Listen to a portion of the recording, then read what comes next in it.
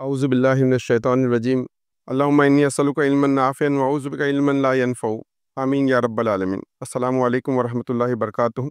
आज मुझे जो एस्पायर की तरफ से ज़िम्मेदारी दी गई है कि जो बच्चों ने नीट के एग्ज़ाम में अच्छे मार्क्स हासिल किए हैं, अब कुछ साल हो गए हमको भी एमबीबीएस में एडमिशन मेरा 2003 में हुआ है, तो ऑलमोस्ट मेडिकल फील्ड में 23 साल शायद हमारे जो है मुकम्मल हो रहे हैं। तो कुछ लाइफ एक्सपीरियंसेस हैं जो मैं शेयर करना चाहूँगा। एक लंबी जर्नी है, वक्त बहुत कम रहता है, लेकिन उसके अंदर कुछ ऐसी चीज़ें जो मुझे लगा कि मुझे अगर मेडिकल करियर के स्टार्ट में मालूम होती तो मैं आज ज़्यादा बेहतर डॉक्टर बनता या ज़्यादा सक्सेसफुल डॉक्टर बन सकता। तो आप लोगों ने नीट का एग्ज़ाम दिया है और उसमें कामयाबी हासिल की है, और इंशाल्लाह अल्लाह ने चाहा तो आप भी जो है डॉक्टर बन के जो है इस सोसाइटी को सर्व करेंगे।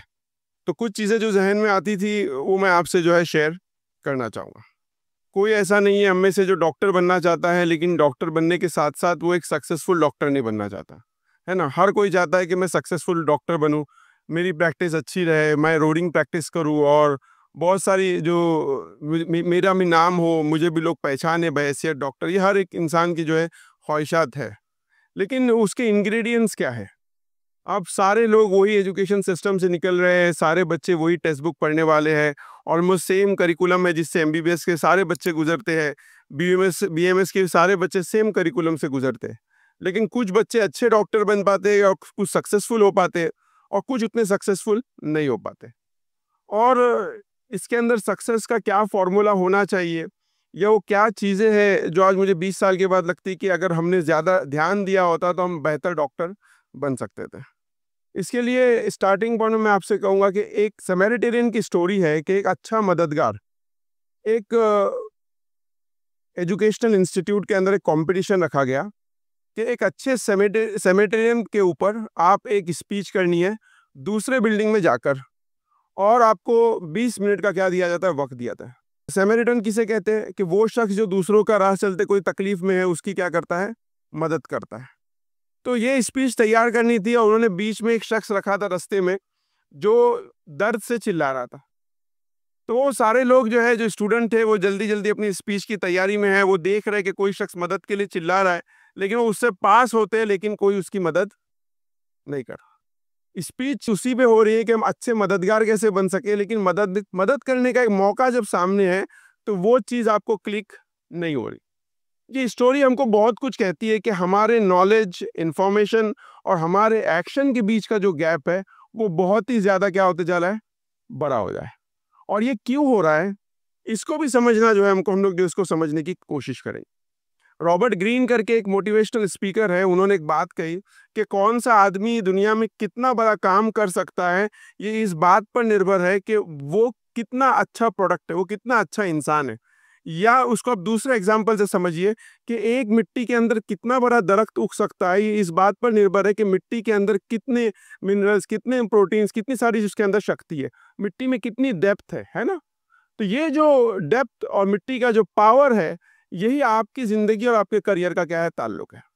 असल में हमें समझते हैं कि हमारी डेस्टिनी, हमारी मंजिल कोई डिग्री है कि हम एमबीबीएस कर लेंगे, हम एमडी कर लेंगे तो हम सक्सेसफुल हो जाएंगे, हम बीएमएस जो भी आपका फिजियोथेरेपी कर लेंगे।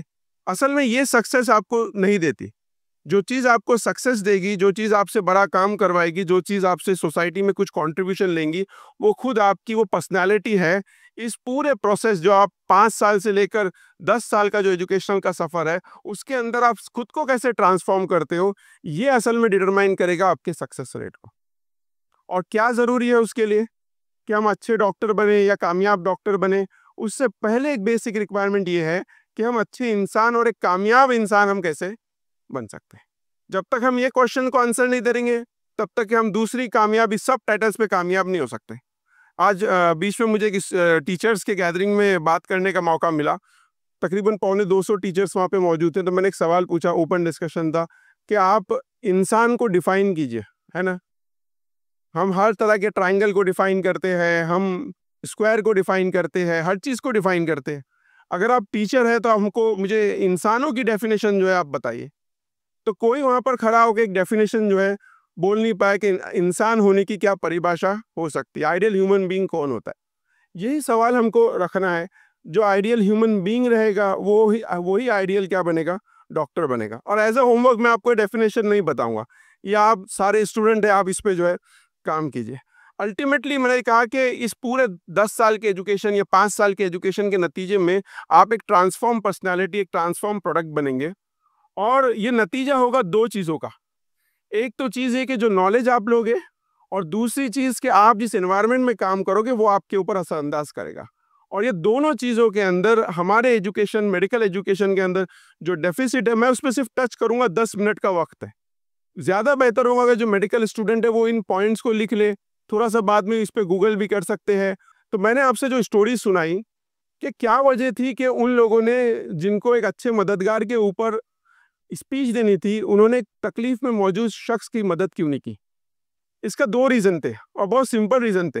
एक, उनके ऊपर वक्त का प्रेशर था, वक्त बहुत कम है, 20 मिनट में क्या बनानी है ना, वक्त बहुत कीमती है, वक्त हाथ से चला जा रहा है। और दूसरा, उनके ऊपर वर्क का प्रेशर था कि भाई ये स्पीच लिखनी है। ये दो प्रेशर ऐसे प्रेशर है जो आपको अच्छा इंसान बनने से रोकते हैं।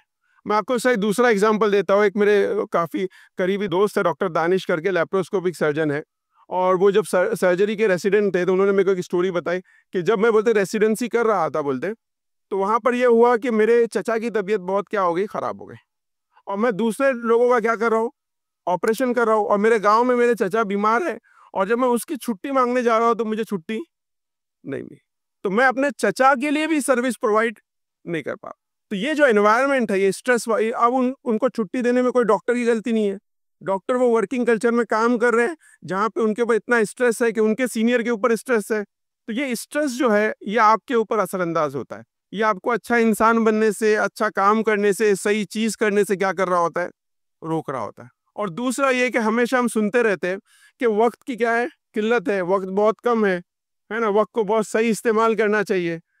तो ये जो वक्त का प्रेशर है जो आजकल बहुत ज़्यादा हो गया है, इसके नतीजे में भी हम अच्छे डॉक्टर नहीं बन सकते। हम क्या कहते हैं कि कोई पेशेंट, अगर हम एज ए पेशेंट किसी डॉक्टर के पास जाते तो हम क्या कहते हैं कि डॉक्टर ने हमको सही से सुना नहीं। डॉक्टर ने सुना क्यों नहीं, डॉक्टर ने वक्त नहीं दिया। डॉक्टर ने वक्त क्यों नहीं दिया कि डॉक्टर के ऊपर टाइम का क्या है, प्रेशर है। तो आपको आपकी पर्सनालिटी को डेवलप करने के लिए आपको ये देखना है कि आप इन स्ट्रेस के, मैं ये नहीं कहता कि स्ट्रेस खत्म हो जाएगा या ये वक्त का प्रेशर खत्म हो जाएगा, हमको इसको समझते हुए अपना बेटर आउटपुट हमको क्या करना है, देना है। और तीसरी और चौथी चीज़ ये है कि हमारे साथ वाले लोग, पीयर प्रेशर जिसको कहते हैं, और जब आप प्रोफेशनल लाइफ में आएंगे तो कंपटीशन कहेंगे। पीयर प्रेशर ये कि अब मेरे दोस्त इतने घंटे पढ़ रहे हैं तो मुझे भी पढ़ना चाहिए, है ना। हालांकि उसकी सिचुएशन अलग है, आपकी जिम्मेदारियां अलग है। तो हमेशा एक कंपैरिजन, ये जो चीज़ है आपको जो है एक अच्छा डॉक्टर बनाने से रोकेंगे। सेम चीज़ है, कंपटीशन की बात भी आती है कि जब कंपटीशन चलता है तो एक प्रोफेशनल लाइफ में एक डॉक्टर आता है, सब कुछ अच्छा चल रहा होता है, फिर कोई दूसरे डॉक्टर से मिलता है और वो डॉक्टर बताता है मैं इतना कमा रहा हूँ, तो ये डॉक्टर को क्या होता है, फिर मैं अपनी लाइफ में क्या कर रहा हूँ। तो ये चीज़ से भी आपको क्या करना पड़ेगा, बचना पड़ेगा अगर आप चाहते हो कि अच्छे डॉक्टर बनो। और ये जो पूरा मैंने आपको ये पहले एनवायरनमेंट के जो फैक्टर्स बताया कि टाइम प्रेशर के अंदर अच्छा इंसान बनने की कोशिश करे, स्ट्रेस के अंदर अच्छा इंसान बनने की कोशिश करे, और ये कंपटीशन से, ये पेयर प्रेशर से निकल करके खुद अपनी जर्नी बनाएं ताकि आप एक अच्छे डॉक्टर बन सके। अगर आपने उसी प्रेशर, उसी स्ट्रेस के तहत अपने डिसीजन लिए तो नतीजा ये होता है कि प्रैक्टिस में आने के बाद भी वो चीज़ें आप क्या करोगे, कंटिन्यू करोगे। एजुकेशन का जहाँ तक ताल्लुक है, जैसे मैंने आपको कहा, जो स्टोरी आपको सुनाई कि उनको लिखना था अच्छे मददगार के ऊपर, लेकिन नतीजा क्या था, इंफॉर्मेशन तो सारी थी कि अच्छा मददगार कैसे होता है, अच्छा मददगार क्या कर सकता है, लेकिन वो इंफॉर्मेशन, वो नॉलेज एक्शन में कन्वर्ट नहीं हो रही थी। इसके बारे में एक ये है कि जितनी जितनी इंफॉर्मेशन इंसान की बढ़ती जाती है या इंफॉर्मेशन ओवरलोड होता है, वैसे वैसे इंसान का अटेंशन स्पैन क्या होता है, कम होता है। तो इनवर्स रिलेशन है, जैसे जैसे आप किताबी नॉलेज ज़्यादा हासिल करेंगे, आपका दुनिया को डायरेक्ट हासिल करने की सलाहियत क्या होती जाएगी, कम होती जाएगी। आप किताब में बहुत सारी चीज़ें पढ़ेंगे, लेकिन जो पेशेंट आपसे कह रहा है, जो पेशेंट आपको जो नॉलेज देना चाह रहा है, उसको ग्रास्प करने की आपकी सलाहियत, आपकी टैलेंट क्या होगा, कम होगा। तो यहाँ पर एक दूसरी चीज़ जिस पे हमको ध्यान देना है वो ये कि भले ही बहुत सारी इन्फॉर्मेशन है, और ये बहुत सारी इन्फॉर्मेशन के अंदर मेरी काम की वो इन्फॉर्मेशन है जो पेशेंट से रिलेटेड है, उसके ऊपर मुझे क्या करना पड़ेगा, फोकस करना पड़ेगा। तो हमको अटेंशन को जो है ज़्यादा बेहतर करना पड़ेगा। दूसरी चीज क्या होती है, आप वही स्टोरी के पास आप दोबारा जाइए। क्या वो आदमी जो अच्छे मददगार के ऊपर स्टोरी लिख रहा था और जो इंसान वहां पर चिल्ला रहा था, उसके पेन को वो महसूस कर रहा था? जितने लोग वहां से 20 जो थे वो पास हुए, किसी ने भी उनको पेन को महसूस नहीं किया। इसको कहते हैं इमोशनल एपेथी, मतलब आप इमोशनली उनसे कनेक्ट नहीं हो पा रहे। आज आप देखो कि भाई इमोशनल कनेक्ट क्यों नहीं हो पा रहे। जब पेशेंट आपसे कोई बात आपकी कंप्लेन करे, तो अगर आपके चेहरे के नकूश उसके पेन को बयान नहीं कर रहे, तो वो पेशेंट को महसूस होगा डॉक्टर मेरे साथ कनेक्ट नहीं हुआ। ये कोई मैं ये नहीं कह रहा कि आपको ये सीखना चाहिए, आप बहैसियत इंसान आपके अंदर ये क्वालिटी होनी चाहिए कि दूसरे इंसान को तकलीफ में देखने की वजह से आपको भी दिल में क्या हो, तकलीफ पैदा हो। और ये नहीं होती तो क्या होता है, तो हम अच्छे डॉक्टर नहीं। तो इमोशनल नमनेस से हमको क्या करना चाहिए, बचना चाहिए। आज हम देखते हैं कि इतने सारे बुरे व्यूज हम लोग सब तरफ देख रहे हैं, न्यूज चैनल पे इतने ये देखते हैं कि अल्टीमेटली आदमी इसको खुद को क्या कर लेता है, हर तरह के पेन से खुद को क्या करता है, इम्यून कर लेता है कि कोई पेन मुझे तकलीफ ना दे, मैं मेरे कंफर्ट जोन में रहूं। लेकिन जब हमने इस प्रोफेशन को चुना है, तो इसका मतलब ये होता है कि हम दूसरे के दर्द को महसूस करेंगे, और जो कुछ भी हमारे अंदर टैलेंट है, जो कुछ भी हमारे अंदर स्किल्स है, जो कुछ भी हमारे अंदर नॉलेज है, उसके जरिए हम किसी दूसरे इंसान की तकलीफ को कम करने की कोशिश करेंगे। और आप कितनी कोशिश करोगे किसी दूसरे इंसान की तकलीफ को कम करने की, ये इसी पर निर्भर है कि आप उसके साथ कितना इमोशनल एम्पैथी रखते हो, आप उसके साथ कितना इमोशनल ताल्लुक रखते हो, है ना। तो ये एक इंपॉर्टेंट चीज है कि हमको इस पूरे इसके अंदर जो है इमोशनल नमनेस से क्या करना है, बचना है। लास्ट में जो एक चीज मैं आपसे कहना चाहूंगा वो ये कि एक एक तो जो करिकुलम है, एक तो नॉलेज है जो बुक्स के अंदर मौजूद है। अगर आप दो तरीके के जो एमबीबीएस के बच्चे रहते हैं, नॉर्मली करिकुलम इतना वास्ट होता है कि उनके पास वक्त नहीं होता कहीं जाके प्रैक्टिकल क्या करें, नॉलेज हासिल करें। लेकिन इस फिजियोथेरेपी है, बीएमएस है, बीएमएस है, इनके करिकुलम में मौका होता है कि बच्चे बाहर जाकर भी क्या करें, प्रैक्टिस करें। आपका 5 साल का आपके पास वक्त है, कोशिश करें कि आप जब कॉलेज में भी हो और आप एजुकेशन भी हासिल करें, तो कहीं ना कहीं इंटर्नशिप करें, कहीं ना कहीं लोगों से मिले, कहीं ना कहीं डॉक्टर्स के साथ आप क्या करें, इंटरेक्ट करें, और पेशेंट के साथ इंटरेक्ट करने की क्या करें, कोशिश करें। क्यों? क्योंकि 5 साल के बाद अगर आप वापस जब बाहर निकलते हो, तो अगर आपने सिर्फ बुकिश नॉलेज आपके पास है, तो आपको सक्सेसफुल करियर नहीं दे पाएंगे। तो यहाँ पर जो बात आपके सामने रखी जा रही है वो ये कि एक सक्सेसफुल डॉक्टर बनने के लिए एक अच्छा इंसान बनना ज़रूरी है। और अच्छा इंसान बनने की राह में जो रुकावट है वो ये है कि हम जो इन्वायरमेंट में आप लोग जाने वाले हैं, क्योंकि सिलेबस इतना बड़ा रहता है। मैं आपको बताऊं, फाइनल एमबीबीएस का जो सिलेबस है, तकरीबन तकरीबन मैं समझता हूँ कि 5,000 पेजेस है जो एक साल में पढ़ने रहते हैं। और हर वक्त दिमाग में वही चलते रहता है कि ये पेज, ये बुक कैसे ख़त्म होगी, वो कैसे ख़त्म होगी, और पूरा आदमी इमोशनली और पूरा फिजिकली भी क्या हो जाता है, ड्रेन हो जाता है। तो ऐसे वक्त के अंदर अपने आप को बचा के रखना इस स्ट्रेस के माहौल में कि आप इंफॉर्मेशन इनसेंसिटिविटी का शिकार ना हो। इंसुलिन इनसेंसिटिविटी सुने आपने? ज्यादा इंसुलिन आता है तो इंसुलिन का असर होना क्या हो जाता है, कम हो जाता है। आज हम जिस दौर में रह रहे हैं वो इंफॉर्मेशन इनसेंसिटिविटी का दौर है।